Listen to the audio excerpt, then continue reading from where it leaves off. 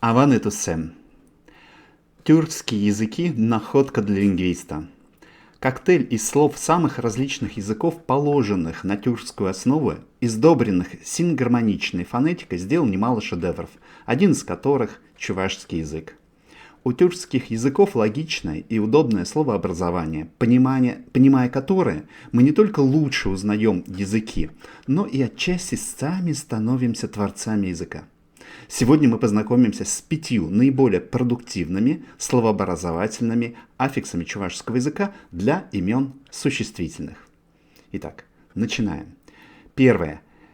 Аффикс «у» и для мягких форм «ü», который делает из глагола существительный и, как правило, обозначает процесс действия, а иногда и результат. Калаш – разговаривать, калажу – разговор. Калажу. Адалан – развиваться. Адалану – развитие. Адалану. Ид – спросить. Иду – вопрос. Иду. Пулаш – помогать. Пуложу – помощь. Пуложу. Варень – учиться. Вареню – учеба. Вареню. Пель – знать. Пелю – знание. Пелю. Сень – желать. Сеню – пожелание. Сеню. Это правило прекрасно работает, когда речь идет об основах, которые заканчиваются на согласные. Когда же основа заканчивается на гласную, то у данного аффикса есть и другое обличие. Звук «в». Кала – сказать, калав – рассказ, история. Калав. Телле – целиться, теллев – цель, теллев. Вула – читать, вулав – чтение, вулав. Хисте – требовать, побуждать, хистев – требование, побуждение. Другой аффикс, который заслужен в этом списке – аффикс с окончанием на или просто который, как правило, обозначает результат действия и так же, как и предыдущий аффикс, образуется от глаголов. Ут – шагать, удом – шаг, удом. Асту – помнить, аставом – память, воспоминание, аставом. Туб – найти, тубом – ответ, разгадка, тубом. Пар – давать, парм – долг, паром. Кур – видеть, куром – вид, взгляд, куром. Пюль – заграждать, пюлем – комната, пюлем. Щищ – сверкать, щижем – молния, щижем. Вить – покрывать, видим – покров или влияние, видим. Кубала – нагромождать, каплам. Скопление, вал, груда, каплам. Щекле – поднимать, щеклем – охапка, щеклем. Третий аффикс – аффикс лох-лех. Это чрезвычайно продуктивный аффикс, который имеет несколько значений. Первое из которых это образование абстрактных существительных.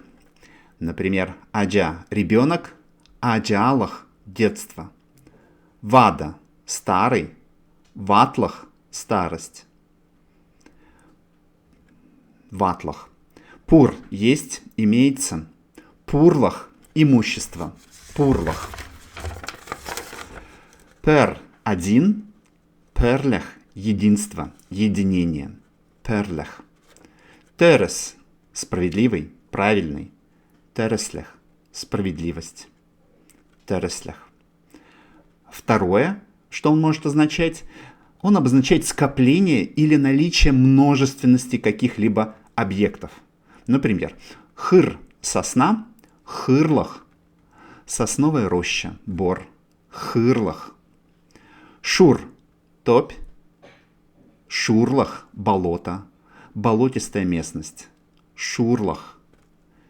Третье значение Он может обозначать предмет, который предназначен для каких-либо целей, для чего-либо. Кущ – глаз, кушлах – очки. Швар – рот, шварлах – намордник, шварлах.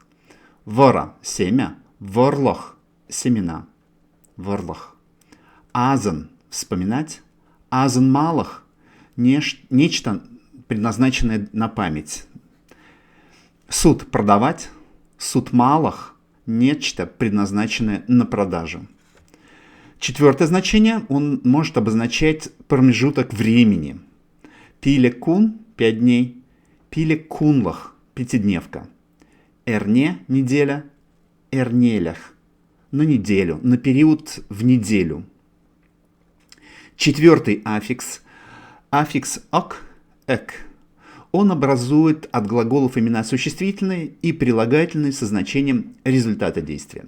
Например, кат – ломать, кадок – кусок, обломок, кадок. Шот – продырявиться, шодок – дыра, нора, яма, шодок. Ав – гнуть, авок – изгиб. Сопла – зашивать, саплак – заплатка, саплак. Хор – засыхать, хорок – сушняк, хворост, хорок. Тадок – отрывать. Прошу прощения, отрывать, тадок – кусок, обрезок, тадок. Хес – жать, давить, хезек – нужда, недостаток. Ну и последний, пятый аффикс, который заслуживает нашего внимания, аффикс, который заканчивается на «о», и он также образует от глагольных основ имена существительные, так же, как и прилагательные, впрочем. Аффикс имеет ряд значений, начиная от названия действия, орудия действия и заканчивая результатом действия. Слова, которые образованы с помощью данного аффикса, встречаются очень часто в форме изофета. Суд – продавать, суда – продажа, суда. Вить – покрывать, виде – покрывало, крышка. В изофете витти. Например, седель витти – скатерть. Хуб – закрывать, хуба – покров, панцирь, скорлупа, корка. В изофете хуппи. Например, апельсин хуппи, апельсиновая корка.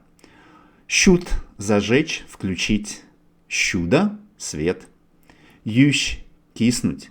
Юже – кислота, горечь. Кас – резать, рубить. Каза – полоса, борозда, вырубок. И даже улица. В изофете косы. Особенно часто мы это встречаем в названиях деревень. Чорш-косы, хыр-косы. Хыр-косы, например, сосновка. Можно так перевести. Или дословно сосновая вырубка. Йол-кула. Улыбаться. Прошу прощения. Йол-кул улыбаться. Йол-кула улыбка. Йол-кула. На сегодня все. Желаю вам чаще йол-кулма, чаще улыбаться. Сыва булар.